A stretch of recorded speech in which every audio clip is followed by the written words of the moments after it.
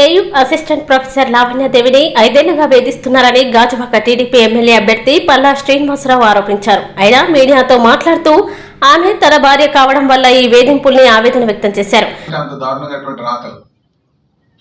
కనుక ఈరోజు కేవలం రేపు ఓడిపోతాం అనే భయంతో, ఈ కుట్ర పూరితమైనటువంటి ఆలోచనతో వీళ్ళు వెళ్తున్నారని చెప్పేసి, అధికార పార్టీ నాయకులు వెళ్తున్నారని చెప్పేసి ఈ సందర్భంగా తెలియజేస్తున్నాం. ఇప్పుడు ఎంత దారుణం అంటే, బాధితుల్ని అందరూ విష్ణుకుమార్ రాజు గారి దగ్గరికి వచ్చారు.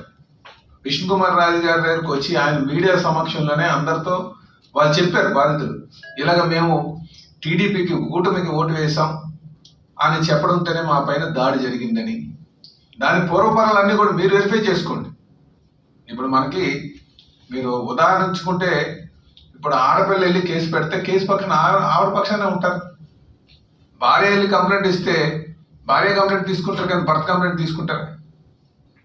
అలాగే ఒక సైకిల్ వాడిని కారు గుద్దేసింది అనుకోండి, కారు గుర్తుంటే సైకిల్ వాడి పక్షాన్ని ఉంటాం, లేకపోతే కారు వాడి పక్షాన్ని ఉంటాం, డబ్బులు తగిన వాడి పక్షాన్ని ఉంటాం.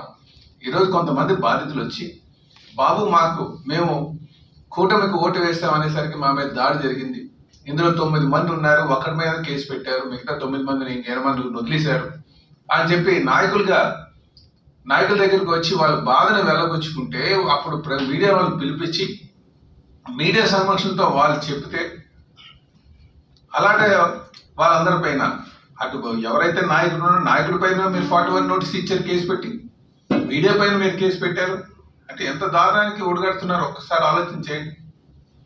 ఇది ప్రజాస్వామ్యం అనిపించుకుంటుందా, లేదా నియంత్ర పాలన అనిపించుకుంటుందా? అదే అడుగుతున్నాం మేము. మీరు గతంలో రాసినటువంటి రాతలన్నీ చూడండి, సాక్షిలో వాళ్ళు ప్రచురించినటువంటి అనేక రాతలు ఉన్నాయి. ఆ రాతల్లో అన్ని కూడా అనేక తప్పుడు రాతలు రాశారు. మరి వాళ్ళ మీద సుమోటోగా మీరు కేసు తీసుకున్నారా? ఈరోజు పోలీస్ యంత్రాంగం కావచ్చు చెప్తున్నారు వాళ్ళు, మేము సుమోటోగా తీసుకొని కేసు ఫైల్ చేసామని. మరి సుమోటోగా తీసుకొని కేసు ఫైల్ చేసేటప్పుడు, మరి ఎయిర్పోర్ట్లో చంద్రబాబు నాయుడు గారు వచ్చినప్పుడు దాడి చేసేటప్పుడు సుమోటోగా కేసు ఫైల్ చేశారా? చెప్పండి. ఎన్ఎస్జీ వాళ్ళు కంప్లైంట్ చేస్తే కానీ మీరు కేసు రిజిస్టర్ చేయలేదే? ఎంతమంది అరెస్ట్ చేశారు? ఎంతమందికి 41 నోటీస్ ఇచ్చారు? పవన్ కళ్యాణ్ గారు వచ్చారు. పవన్ కళ్యాణ్ గారు వస్తే ఆయన బయటగా రానివ్వలేదు, హోటల్లో కూర్చోబెట్టారు, దాడి పొడుగున ఆయనకి ఆంక్షలు విధించారు. మరి ఎంతమంది మీరు సుమోటోగా మీరు కేసు పెట్టారు? కనుక ఈరోజు వైసీపీకి ఓటమి భయంతోనే ఈ కేసులు పెడుతుంది, ఈ కుట్రలకు దిగుతుంది, వర్గాల మధ్యన విభేదాలు సృష్టిస్తుందని చెప్పి. ఎందుకంటే వైసీపీ అధికారం వచ్చిన దగ్గర నుంచి కూడా వర్గాలుగా ప్రజలు విడదీసి పాలించడం బ్రిటిష్ వారిలాగా వీళ్ళకి అలవాటైపోయింది. మాట్లాడితే మేము ఇన్ని కార్పొరేషన్లు పెట్టాం, అన్ని కార్పొరేషన్లు పెట్టాం, లేకపోతే ఈ వర్గానికి టికెట్లు ఇచ్చాం, ఆ వర్గానికి టికెట్లు ఇచ్చాం అని చెప్పేసి అనేక ఎక్కడైనా సరే వర్గాల మధ్యన విభజించి వాళ్ళ మధ్యన కేసులు పెట్టి మరి ముందుకు వెళ్తున్నటువంటి ప్రభుత్వాన్ని ఖచ్చితంగా రేపు మీరు ఎలక్షన్ రిజల్ట్స్ చూస్తే మీకు తెలుస్తుంది వాస్తవాలన్నీ కూడా. ఎన్ని కుయుక్తులు చేసినా సరే రేపు వైసీపీని ఇంటికి పంపిస్తున్నటువంటి పరిస్థితి ఉందని చెప్పి ఈ సందర్భంగా తెలియజేస్తున్నా. అలాగే సాక్షి పేపర్ సంబంధించి అనేక కేసులు ఉన్నాయి. వర్గాల మధ్యన విభేదాలు సృష్టించడమే కాదు, మొన్న ఎలక్షన్ రోజు ఎవరిది ఎమ్మెల్యే శివకుమార్ ఉన్నారు. శివకుమార్ ఎమ్మెల్యే గారు ఏం చేశారు, లైన్లో నిల్చున్నటువంటి సాఫ్ట్వేర్ ఇంజనీర్ని కొట్టాడు. ఆయన అడిగింది ఏంటి, ఇంతమందితో ఎందుకు వెళ్ళిపోతున్నారండి అని చెప్పేసి. తిరిగి ఆయన శివకుమార్ గారు ముందు ఆయన మీద చేసుకున్నారు ఎమ్మెల్యే గారు. ఆ సుధాకర్ అనుకుంటారు, సాఫ్ట్వేర్ ఇంజనీర్, యుఎస్ నుంచి వచ్చినట్టున్నాడు ఆయన, ఆస్ట్రేలియా నుంచి. తిరిగి ఆయన కొడితే ఈయన మీద కేసు పెట్టారు.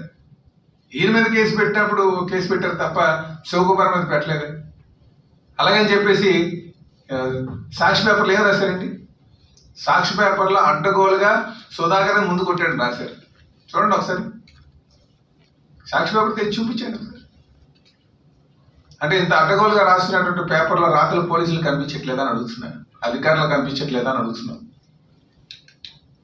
అలాగే ఈ పిన్నెల రామకృష్ణారెడ్డి, ఆయన అనుచరుల ఇంట్లోనే ఈ బాంబులు దొరికితే సాక్షి పేపర్లు ఏం రాసిందంటే తెలుగుదేశం పార్టీ నాయకుల ఇంట్లోనే బాంబులు దొరికాయని రాశారు.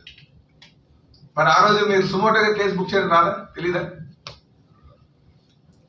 అంటే ఆ సాక్షి అయితే మీకు అతీతం అన్నింటికి అంటారా? సాక్షి పేపరు అందులో విలేకరులందరూ అతీతమా? అందుకే అధికార యంత్రాంగం అంతా కూడా ఆలోచన చేసుకోవాలి కేసులు పెట్టే ముందు. ఇప్పుడు మనకు కానీ వాక్ స్వాతంత్రం ఉంది, మీరు కేసులు పెట్టేసుకుంటే ఎవరైనా ఏం మాట మాట్లాడితే ఆ కేసు పెట్టేస్తే ఇంక వాక్ స్వాతంత్రం ఎందుకు అవుతుంది? ఏదైనా అడ్డగోలుగా మాట్లాడారంటే బాధితులు పక్కన పెట్టుకొని, ఇప్పుడు అడ్డగోలుగా మాట్లాడారు, బాధితులు మన దగ్గర లేరు, బాధితులు తప్పో ఒప్పో తర్వాత నిర్ణయించండి. నేను అందుకే అడుగుతాను, ఒక సైకిల్ వెళ్తుంటే కారు వాడు గుద్దాడంటే కారుడు పక్షాన్ని నించుంటావా, సైకిల్ పక్షాన్ని నించుంటావా? ఎవరికైతే దెబ్బలు తగిలావో మానవతా దృక్పథంతో వాడి పక్కన నించుని ప్రయత్నం చేస్తాం. అయితే నేను ఏమంటానంటే, ఈరోజు బాధితులు ఉన్నారు, వాళ్ళు వచ్చి స్పష్టంగా చెప్తున్నారు, మాకు ఇలాగా మాపైన దాడి చేశారు, కేవలం మేము కూటమికి ఓటు వేసామని చెప్పి మా పత్రికాముఖంగా